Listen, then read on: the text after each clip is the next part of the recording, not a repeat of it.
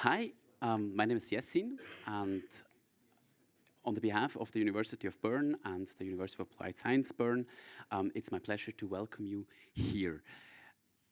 It's the 5th year in a row where both universities, namely the Innovation Office of the University of Bern and the Entrepreneurship Office of the BFH, joined their forces here for the Startup Days to bring you insights on research, on societal topics, and entrepreneurship. And I'm happy that you're all here, and I hope you enjoy the session. And I would like to hand over to Dora. Thank you.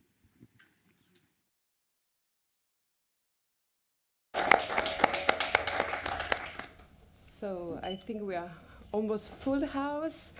Welcome also from my side. Thanks to be here today. My name is Albora, and I'm the coordinator of the newly created Department of Digital Medicine at the University of Bern. The DDM is 6 months old, and we not only train the future doctors, but we also try to have the challenge that we have now, for example, to have a server, to collect, to be able to handle proper sensitive data, really try to find solutions. We are trying to push innovation a lot, so we put the spirit of entrepreneurship and innovation, and we have regularly workshops on everything related to AI in medicine.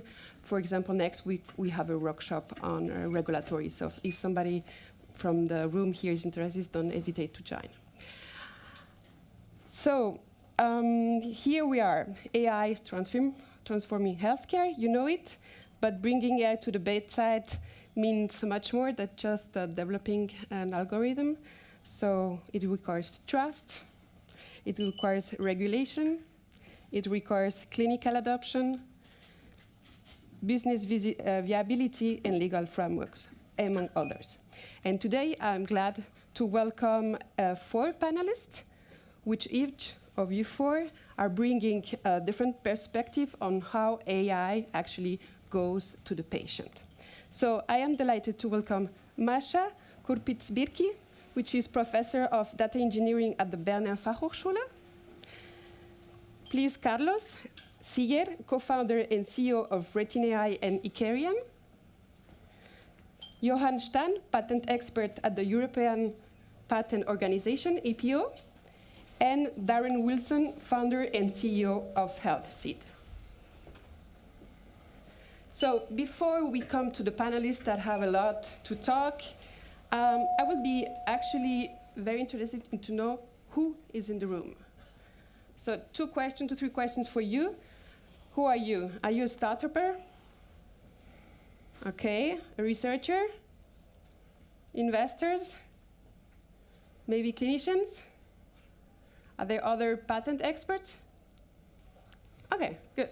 So I think we have, maybe we're missing a clinician, but yeah, clinician, good, perfect. I have another question. So who from you as a patient already talked about AI with a doctor? Not many, I would say. And here, who from you would be comfortable of your doctor using already today AI to treat you? Good, good, okay. So just to let you know, I read a paper a few months ago. I saw a paper on Nature Digital Medicine saying that actually a clinician using AI tools is seen as less competent as by his peers as the one not using it. So all about clinical adoption yet. Good, so I'm coming back to you. Thanks a lot. If I'm not mistaken, I think none of you comes from the really first background, education from health. So I'll be really, yeah, you did a bit of drug composition, yeah. You work in pharma, yeah. That's true. But your background, it's still not, yeah, exactly. So I would be really interested to know actually how you got to work on digital health right now. What is your background, and what you do right now. So maybe I will start with Darren this time. Shortly, if you could briefly introduce you. Yeah, so good morning, everyone. I'm Darren Wilson. I originate from Canada, but I haven't lived in Canada for over 20 years. I've lived around the world, happily living now in Zurich, Switzerland. My background was in biochemistry, so it actually was the science that propelled me forward into health. It was either that or computer science. I don't know if I made the right choice, but I hope I did. I spent 25 years in pharmaceuticals. A third of that has been in global product strategy, doing global launches for Novartis and Roche in oncology and rare diseases. The other third has been in senior leadership roles, Thailand, Indonesia, Belgium, Slovakia. And then I founded a company called HealthSeed, and we do three things. We focus on helping companies to scale their businesses internationally and go to market. So a lot of you have support going from 0 to 1 in your hospital innovation systems, but we like to take you, what we say, 1 to infinity. So that's the goal. We're here to build business. We also do joint ventures and focus on AI products. And then we also do ecosystem building. And we're currently working on a challenge of dealing with the fragmentation in Europe and how best can we synergize and support innovation scale across the EU. Thanks a lot, Darren. Johan? So from Canada, we moved to Romania. I'm from Romania. But I also lived everywhere, like almost France. I did my studies in engineering in Lyon, a beautiful city not too far. Then I moved to the United States, and I went into working in clinical pharmacology at the NIH, which was quite known during COVID as the entity which was giving policies and all kind of things. Slowly, during my career, I got into IP patents, and 10 years ago joined the European Patent Office in the office which is in The Hague, because we have also Munich, but the one in The Hague, working in digital medicine, hardware, software invention. So basically what I do today is we get the applications from inventors, and we decide if it's patentable or not. And we start using AI, so it's very exciting. Yeah, I look forward for a few more words from you. Carlos? So thank you for inviting me here today. My name is Carlos. I'm the co-founder and CEO of Retina AI Kirian. We are a Swiss and US-based software company, a Bernese company. Actually, we are not very far away from here, literally 10 minutes by walk. So I'm very proud to be here presenting the company. The focus is developing software solutions to enable the right decisions sooner in healthcare. We were born in 2017. We have raised up until this moment around $20 million US dollars.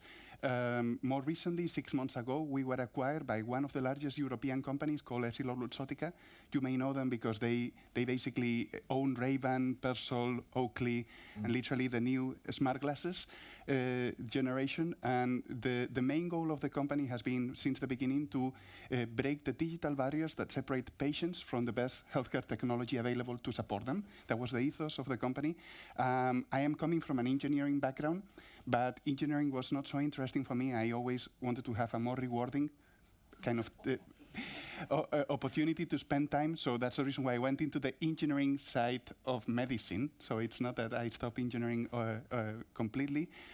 More on what have we done. We have processed tens of millions of patient visits, especially focused in eye care, so everything related to retina and front of the eye. We have 6 certified medical devices in the market. Today we are one of the largest holders of AI-approved medical devices under the new EU MDR regulations, especially in the ophthalmology space. We may be actually the holder of the most approved medical devices in that site, and very much looking forward to the conversation today. Thank you. Thank you. And Masha, please. It's a pleasure to be here. Thanks a lot for the invitation. So my original background, or which I'm still doing also, is computer science. I graduated my PhD from the University of Neuchâtel. I'm originally from Bern. And my background is in the field of distributed systems and cloud computing originally. My journey then took me to work a few years in industry and building platforms, also going in the direction of analytics and machine learning. And now it's been 7 years that I've built up a research team at the Bern University of Applied Science as a professor for data engineering. So there we work on applied AI researcher from the deployment up to the models, both on a innovation-based research level, but a lot also with very applied, with startups, with companies helping them. Thanks a lot. One of your main NLP applications, health, is in mental health. Can you maybe explain a bit what you do and what is the final clinical goal?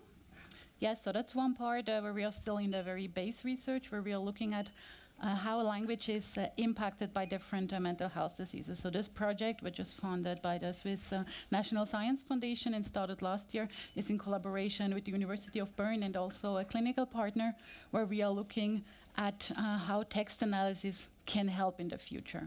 So it's not really a tool right now, but the idea is to generate already the knowledge and also the data collection process, which is very challenging in this area, to provide the foundation to have smarter supports for clinical professionals in the future. So maybe in the future, eventually your research could lead to a startup. Who knows? Potentially. Most of you, so you know it's a tough journey. And when we were preparing, you told me, Darren, that what was the number, 65 or even more % of the health-related startups fail because of hospital bureaucracy. Mm-hmm. So can we expect that the AI, the digital startups, will have the same failure rate, or is there an improvement? Okay, well, first, I certainly hope not, because we need to do better for innovation adoption into our existing systems. But the challenge lies for those that are startups getting into the system, and a little bit different from Retina AI, because when you have a distributor support, it helps to elevate your access. But there's three things that you have to really be mindful of. First, the regulatory, which everyone seems to put good focus on, and it takes time. But then there's the reimbursement question and who pays for it. And there it really depends. If you're already in a hospital system in clinical flow, then you're going to be most likely going through the procurement department. But where we have our challenges on digital therapeutics, so digital therapeutics are not well reimbursed across Europe. We have the DiGA system in Germany. This is particularly important for applications like mental health. Fortunately, Switzerland is now adopting this very shortly in July, so we'll have our first digital therapeutic reimbursed through the Swiss system coming. And Austria is changing, so is Finland, France, but holistically, we just don't have the right level of support there. And then the biggest problem is actually on the procurement department, and this is the part that most people underlook in the challenge to enter into a hospital system. And it's simply put that hospital system procurements in many different countries in Europe is based on supporting companies that are at the cheapest price and have a long track record. And when you're a startup coming with innovation at a premium price and no track record, it makes it very difficult to compete on the procurement platform, let's say. And just because you have a pilot in a hospital doesn't mean that you have the procurement department supporting you in the hospital. So these are the factors that will have to change. But if you're in the hospital system, these are the conversations that need to happen. So the more that we're growing our health innovation ecosystems around university hospitals, focusing on the public-private interactions, I think the better we'll evolve the procurement departments to be more ready to support Swiss and EU innovation. That's the kind of change I think that's needed right now to kind of get us to adopt better. So that must sound similar for you, Carlos. You have probably gone through that, but you are one of the lucky ones, not in this 65%. You have created 2 startups, you have been acquired. So what is the magic ingredient? What worked for you? I think just for clarification, so Retina AI was the initial startup. We just rebranded, and now we have Retina AI US Inc. and Ikirian. So it's pretty much the same company. Okay. And I think what we changed is we were fully aware of the problem that he's talking about. And I think especially you need to make a distinction between public and private, because in private we may have more flexibility. But even for us, it was about enabling the right decisions sooner in healthcare. And we initially thought that we wanted to bring technology to the patient, but in order to do that, you need to go through the different building blocks. One of them is the hospital. You need a lot of dry powder in order to literally go through. You need to make massive investments, so we actually just went through a different route, which was focusing on the pharma industry first. So we started working with pharma, few players, bigger pockets, and more willing to try pilots specifically to support clinical development pipelines. Because the same decisions that you are taking in a hospital on a patient to know whether the drug is working or not and whether you need to change treatment are the same type of biomarkers and input that the pharma is looking at when they see whether a drug is working or not. So we took that route. It's almost like just taking the exit and then just coming back in 4 years later when we had already the brand built by supporting clinical development pipelines where early pilots were easier to develop. And I am fully aware, I think that one of the biggest challenges that we have in Europe is that you have a very, very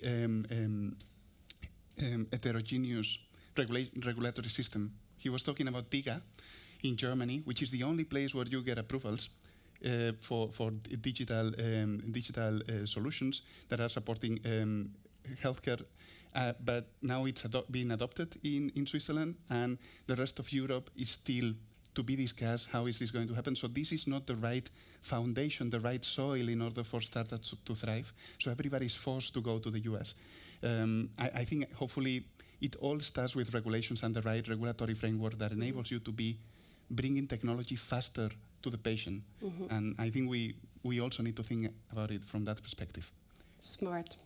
So you were in a startup, now you are part of a corporate big one. Can you maybe explain us how you see the roles of the small versus the big ones, local versus the international ones? The players, different players need to have a different impact. So I think for us, when we created the startup, there was a lot, and I'm speaking to the startuppers in the room, that there is a lot that we didn't know. In many cases, we wouldn't have tried things.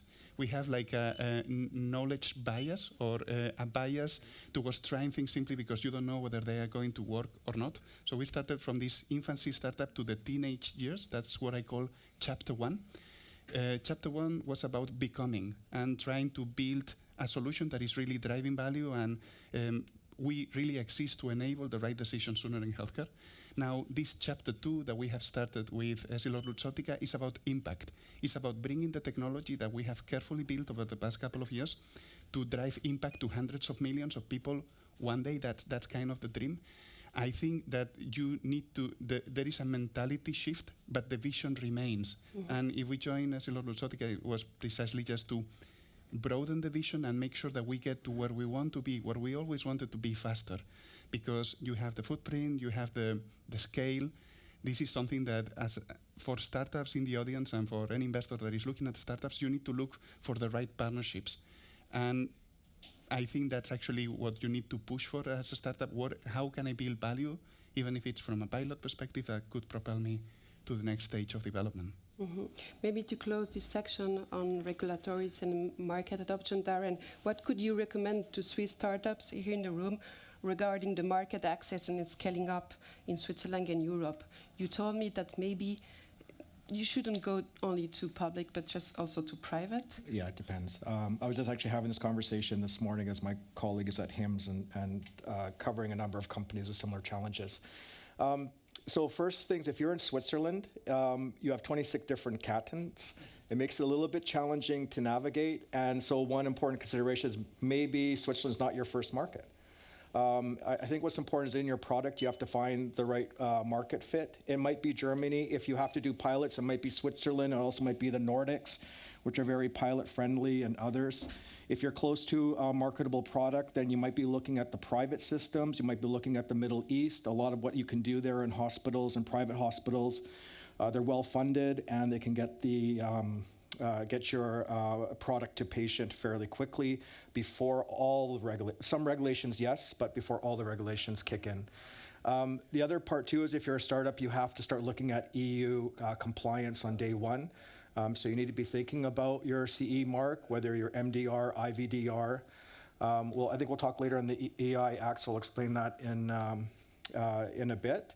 And also you have to be looking at the evidence you're generating also at the very beginning, and what's the evidence that the buyer will pay for. So how are you improving efficiency? How are you optimizing patient care? How are you reducing costs? Is the innovation you're bringing, is the advantages greater than the cost structure? This kind of thinking should come at the very beginning as well, and that will better position you to be successful as you move forward.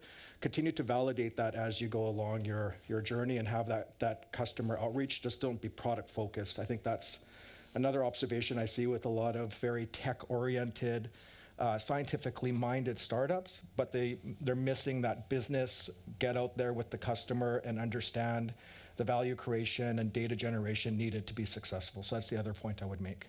Thanks for those important inputs.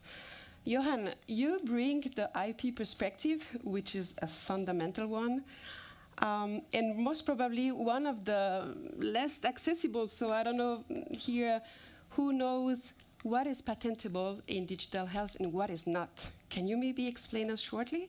Yeah, first of all, I have to say that it's fantastic to work now in this field because we see so many interesting inventions in digital health. Devices or AI methods from these type of smaller and more devices that can be put in the body, like capsule endoscopy or lenses on the eye to get sugar levels. I mean, it's really the fastest growing field right now in the EPO, the European Patent Office. Now, the key thing in what is patentable or not is under the EPC, so European Patent Convention. Essentially, we see AI as a mathematical method. So a neural network is a mathematical method. Per se, this is not patentable. You need to have a technical purpose that you apply this method for.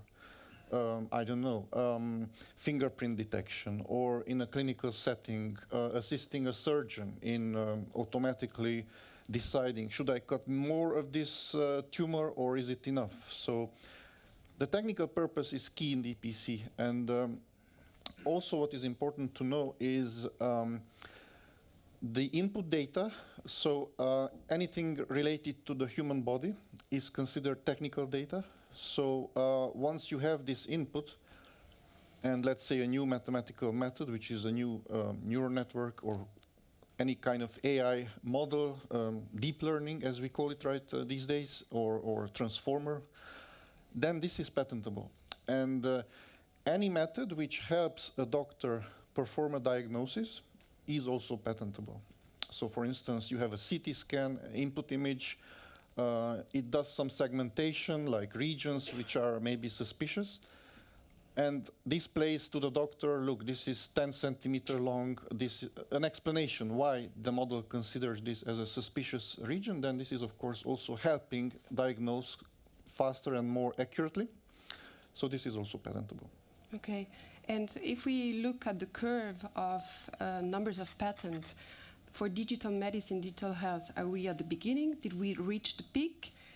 Where are we? Do you see another wave of, I don't know how many patents coming in digital medicine? We have not reached the peak. It's increasing. Therefore, lots of us, we are now in training to learn a little bit about digital medicine. I don't have to do this because I have the background, but many of my colleagues don't. They're like engineers in, I don't know, computer science or databases, and now they're being transferred to this department because we have like such a huge number of applications. And interestingly, mainly right now, China is the most active country in digital medicine. Wow. So it's extremely growing. Thank you. You mentioned before a few of the trendy devices, applications of the algorithms. One trendy word, not a trendy topic, but trendy word we have now is also sustainable, and also sustainable in healthcare. So what does it mean really to be sustainable AI in healthcare, Masha? I think sustainability in the area of AI has a lot of different dimensions. So of course we have the ecological component. We have to see how sustainable all of this development is in the long term. Models are getting more efficient, but still there is a need for a lot of compute in these environments. But on the other side, we also have sustainability from the social perspective. So here we're getting into how sustainable is the integration into the different processes. How can we assure that the control that is still needed is there, but at the same time benefit from all of this innovation? So one aspect there are the societal biases that are within the data, be it structured data in medicine or textual data that is used to train all of these large language models. How to deal with these kind of things being represented. Carlos, is your AI sustainable? Yeah, I think it is. I think that there is we just need to be when you build an AI system that is going to be used on patients, you also need to think that there is a process to make sure that it's safe, that it's diverse, that it has the proper data. I think the limitations today are not so much on the scalability, because models are pretty much, there is not so much innovation in models except if you go for large language models, but this is also something that maybe not every startup can afford. So you need to innovate on, you need to focus on what you can build as a strength. So having access to unique data sets with the right partnerships, being able to cover the regulatory hurdles, and just to make sure that you go through the necessary regulations. In Europe, it's European MDR with the new EU AI Act that they are introducing. In the UK is MHRA, I think, it's very similar to the European one, and in the US it's the FDA.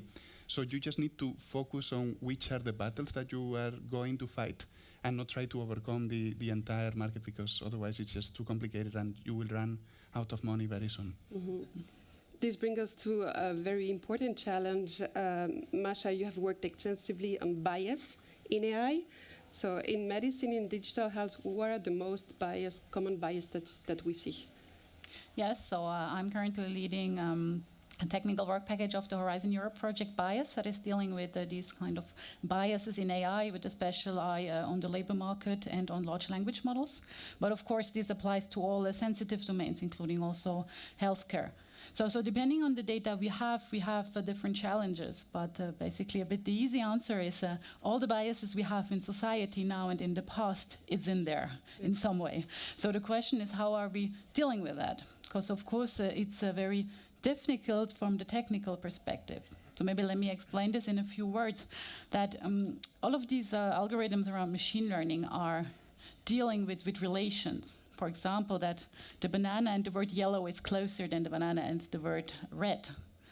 Now here it makes a lot of sense, that's why it works. But in other constellations, the same relation that is picked up by the technical system, for example, that women are working in one type of profession and men are working in other types of profession, which are cultural stereotypes, this relation is unwanted. And on one side here, it becomes normative to say which are the unwanted ones, and also to technically implement these societal constructs. So that's why it's so challenging with these biases. And if we come back to our patients and clinicians, for them, do AI to be explainable or just reliable? Where is the balance between the two? I think both are important. So, but both of them go a bit hand in hand to what is technically possible.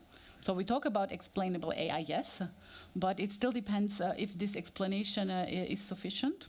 So sometimes we do have an information that is partially explaining the decision, but at the same time there are some things that are unknown, like by design, how these algorithms work. Mm-hmm. So I think what is most important is how AI is implemented into the clinical processes, into what is done with this information and how many questions are asked around it, starting from the implementation up to the daily usage. Yeah, and do the startups have to follow a precise process, a standard one, or can each of one use their own, create their own process to avoid bias? So there are different aspects that need to be considered. Of course, one, it was mentioned before, EU AI Act, the legal perspective.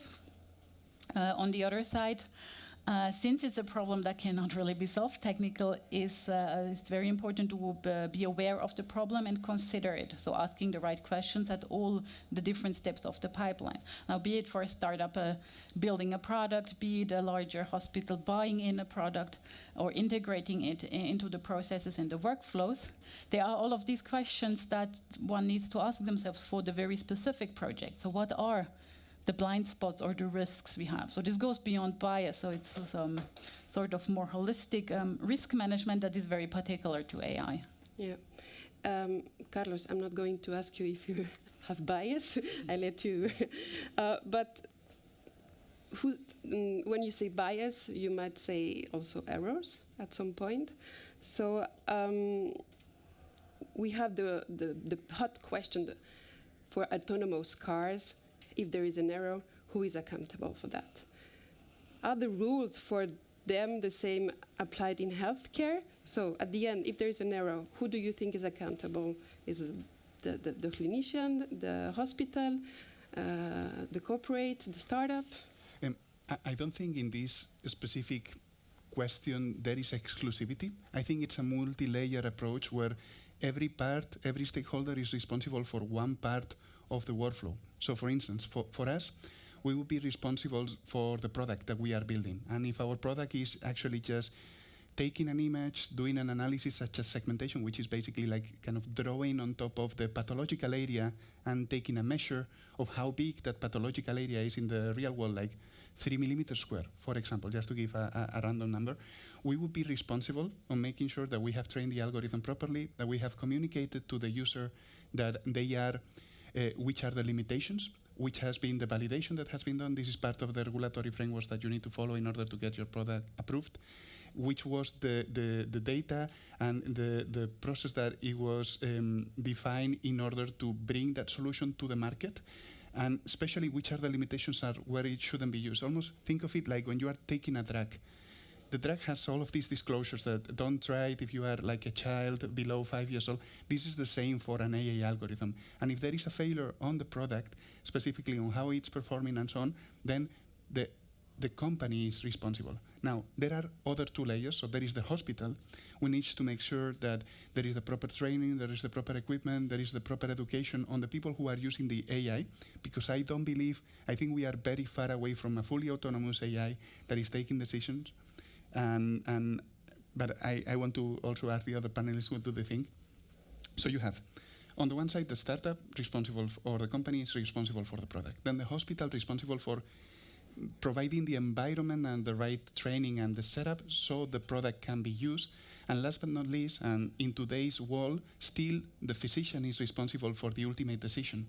There is a responsibility, and that they are taking a moral and ethical responsibility, that they are taking the data that the company is providing to them is just feeding into the equation of what is the final decision that is going to be.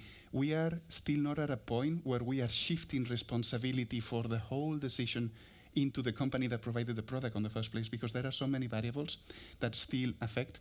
And at the end of the day, I think we as a society, we want, and we have seen in the audience that people want their physicians to be in the best position to take the best decision on them.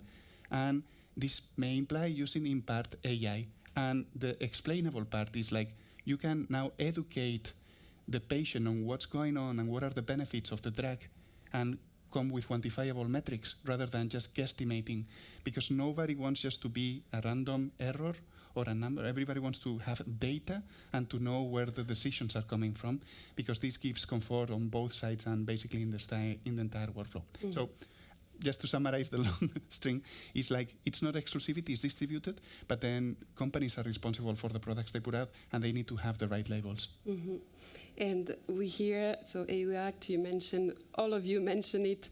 Maybe, Darren, you can maybe explain a bit more in detail exactly what is written in there. Sure. What does it mean for the startups in Europe and the consequences in Switzerland? Mm-hmm.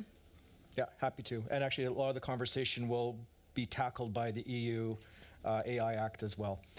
So first, because we're in Switzerland, Switzerland does not have, or decided not to elect a horizontal broad-based law like the EU AI Act. So in Switzerland, they're looking at it from a sectoral standpoint. We expect to have some information towards the end of this year, and so that will, for Swiss-based companies, might alleviate some of the challenges that a bureaucracy that you'll see with the EU AI Act. However, if you're in Switzerland, you're still going to have to comply with the EU AI Act if you want your product to be used outside of Switzerland. So not so much of an advantage, but something to be aware of. Now, for the EU AI Act, I think like the best way to describe this is the world's most comprehensive AI law coming out of Europe. So that's great for Europe. Europe does things in huge magnitude, let's say. And it's really designed to support or to manage risk associated with AI. So if we do an analogy here, if you take like a transportation license, a bicycle requires very little regulations to use. So if you take a bicycle, that could be the similarity of something that's maybe doing calendar management in a hospital system or something administrative. So it has a very low risk AI utility to it. Then you have a car which has a driver's license and it has insurance that you have to have on it. And then you have like a jet airplane for transportation, which has huge oversight because it's carrying many lives, and it's very important that this has a proper regulatory setup. That is where medical AI sits in the EU AI Act. It's like the jumbo jet because it affects people's lives. So what does that actually then mean? This is the highest risk category. So it means that you have to be able to demonstrate very good data quality. You need to have transparency. You need to show how your AI works and how does it get to the outcomes that it's intended. It has to have human in the loop oversight. So we talked about the autonomous, but actually the EU AI Act has a specific point that human at the end has to be the decider. And for those that are familiar with AI, this is still critically important. We have a lot of hallucination, we have a lot of drift, and we also have technical problems. It was just a couple of weeks ago that the entire Anthropic database got leaked publicly. And imagine if that was a database of patient data publicly released, and hackers copied it in an instant. So the damage was done. Unfortunately, this is still the challenges that we have with AI today, especially if we go to agentic and we don't have the right controls in place. And then the very last part that's also really important is just like, again, thinking of the jumbo jet, is that there's ongoing maintenance, there's ongoing oversight, and that's also a part of the EU AI Act. So just getting into the market is one part, but it's also the ongoing reporting, ongoing monitoring to ensure that what has been stated is actually delivering to the parameters that's been described. So that part also is an important part of the EU AI Act. Now, it was supposed to come into law August 2nd of this year, 2026. But what they found is that there's also a lot of sectoral laws like the MDR and IVDR, and they hadn't really looked at how is the EU AI Act integrating into these existing laws in other sectors. So because of that, they've just brought together in May a digital omnibus, kind of to bring all this together. And most likely, you'll see that they'll push out this date till December of 2027 for standalone AI applications, and for August of 2028 for AI applications that are incorporated into the hospital systems. So the EU AI Act is there. That time frame, though, is not that far in the future. So again, based on the criteria stated before, highly recommend that startups bring this into consideration now, start preparing for it, because you don't want the time lag or the barriers to get your product to market when it does come into effect. Unfortunately, for small companies, it's more bureaucracy, because not only do you have to go through your CE mark for MDR or IVDR, but you're also going to have to put in the applications and effort around the EU AI Act. So for the people in here that are investors, I like to say that you're going to have to allocate a little bit more capital and patience to your startups to give them the breadth to be able to meet these new regulatory challenges. So that's something from an investor standpoint, for those of you in the room, important to understand, and for the startups to say, hey, listen, we need this, because that narrative is very important to ensure that they have the right pathway to get to market. Thank you for those insightful informations. Johan, you said at the beginning that at the APO you are also using AI in your daily job. Will it reduce cost? Will it fast the patent prosecution process? Will it go faster? Your Yes, job, is it good your question. job also evolving? Yeah, we introduced quite early stage the LLMs in our daily work. It's extremely regulated because, unpublished information cannot go into an LLM. So we have internal servers and privacy protection systems. What really changed is the way we work. So AI really helps in finding, the most suitable prior art. It really helps identifying good starting points to analyze the patent application. It helps drafting the report that the inventor gets or the attorney gets. In terms of speed, we are now able to deliver a search report in 3 months, so much faster than before, because of course AI helps in the whole process. How long was it before?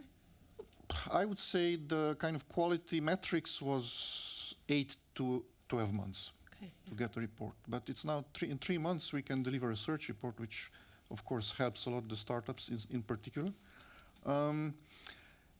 And the way we work in the division, because for example, when you have oral proceedings, the minutes are now taken by AI. So the second member doesn't have to write 2 days, because it took sometimes 2 days for a 5-hour oral proceedings to write the minutes. So the time can be spent on doing, for example, 2-3 searches. So the whole process is actually, our job became more interesting, I would say. And also when we get an invention, and let's say we have never seen that kind of subject before, we can ask AI some questions, summarize the document. If we don't know something, please explain what this means. We can identify a bit easier clarity issues, support issues, amendment issues. So I would say the end of the day, the quality of the patent the inventor gets is much higher. Yeah. When I hear you, I listen also to some clinician needs. Actually, what you are using AI for, it could be also actually also a need and will be a solution for the clinician and accelerate the clinical adoption.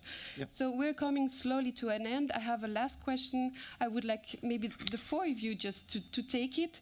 And future, if we meet in 5 years, where will be the healthcare, the digital healthcare, and where will you be, each of you? So Masha? Interesting question. Yeah, it's always hard in the field of AI to make to say anything about 5 years, so I'll be careful here. I think there is a lot of potential. We have a lot of systems that are in proof of concept, and now it's about really bringing them into a sustainable, as we said before, long-term implementation. And that's what I hope to see where we are all in 5 years, making responsible use of AI, and about me being in the middle of it. Thank you. Carlos? I think there will be more a shift between hospital-centric healthcare into more patient-centric healthcare. So patients will be more aware, thanks to AI in part, about their healthcare situation, and there will be more of a, back to the question of, do you want your hospital to be using AI? The question will be, if my hospital is not using AI, maybe I don't want to go to that hospital, because there may be some specific elements that they may be missing, and the technology has matured to the level where it's now just being broadly used, always having the physician at the end taking the final decision. I think the key element is going to be that much more education, because I think this is something that we are missing today. Even everybody's using different AI solutions on the phone, uploading medical data, taking risks that they don't even know what they are doing. This data could be used to train new models, and this is out of the loop, going to the US, and people doing this carelessly. I think people will be much more aware of the risks that this may imply to their future, and everybody will be more cautious. And this can only be solved with education and training. So this will be more available, and hopefully people will know a lot more, and jobs will also evolve quite a bit. This is a huge topic. We could spend half an hour more just talking about that. Thank you. Johan? What I can say is what I see from the type of applications we receive, and that is so the medical system will shift from a system that tries to fix a problem to a system that tries to prevent, so preventative medicine. And that is enabled by the huge amount of wearable devices people will have. Nowadays you have the watches, the Oura rings, and all types of devices, huge amount of data. Doctors will have access to not only your, 2 weeks before the visit blood test results, but maybe half a year of blood sample data and any type of data. So the quality of care will, of course, increase. We need to train the doctors to be able to interpret not only one analysis, but a longer period of analysis. And with all these non-invasive devices, which are now replacing like an invasive colonoscopy, my hope is that we will have a society where this really bad health issues will decrease, like cancer detection will be much more earlier. And I'm happy to be in this space and help inventors, as fast as possible get a patent so that they can go on and sell their products. Because, healthcare is the basics of human society. If we are healthy, we can, do anything we want. Thank you, Johan. And I'll just share. I have similar insights. I hope in 5 years that AI helps us to fundamentally shift the money flow in healthcare. So what do I mean by that is that right now most of the money goes towards sick care, and that's what we call health. And what we haven't done is transition from sick care to proper health care, and that's in the prevention side. That is underfunded or lack of funding. Every government talks about it, says this is our health priority, and yet they allocate 1.6%, 2%, 3% of their healthcare budget towards such an initiative. I do believe AI will help to allow us to move to more data-driven, outcome-focused healthcare system, bringing better efficiencies into the hospital system, dealing with the shortages that we have with healthcare providers to help fill that gap. And more importantly, start to shift the health, as you mentioned, more from hospital to home and enabling people to take more ownership of their health earlier at home. And I do think that will have a better outcome for societies and healthcare systems and has a direct impact to the economy and the labor force. So hopefully everybody figures out that wonderful formula and we see a better world to live in when it comes to healthcare and digital AI. So with those very humble last words, I would like to thank the four of you for being here today. I think we learned a lot, not only conceptual, but also practical. And I wish you a good day. Thank you.